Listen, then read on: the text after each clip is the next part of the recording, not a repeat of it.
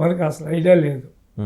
ఎవరికి వాళ్ళ సంఘదే పై చేయి బీజేపీలో, ఆర్ఎస్ఎస్దే పై చేయి, వాళ్ళు చెప్పిందే జరుగుతుంది అక్కడ. నేను అతను కూడా కాదనుకుంటాను. RSS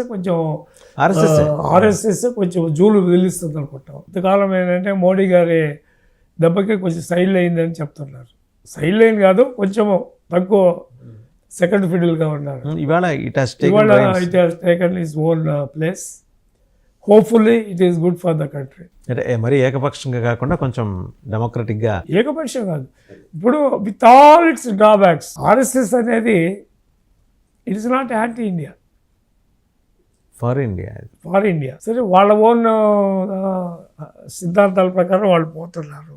you may like it or not, but they are for India. ఇంకా పరిపాలన వ్యవహారాల్లోకి వస్తే నాగబాబు గారికి క్యాబినెట్ ఇవ్వాలి. ఎవరో తెలుసు, చూద్దాం. ఎందుకంటే ఇవాళ రోజు ఏమవుతుంది అనేది అర్థం కావట్లేదు. రోజు పరిణామాలు మారుతూ ఉన్నాయి. సరే, కాసేపు హైపోథెటికల్ ఇచ్చారే అనుకుందాం. ఆయన కూడా ఇప్పుడు ఈయన ఎలాగ వచ్చి ఒకసారి ఆవేశంగా వచ్చి, ఏంటి హోమ్ మినిస్టర్ గారు అసలు లా అండ్ ఆర్డర్ ఉందా అని 2-3 సార్లు కడిగేశారు డీసీఎం గారు.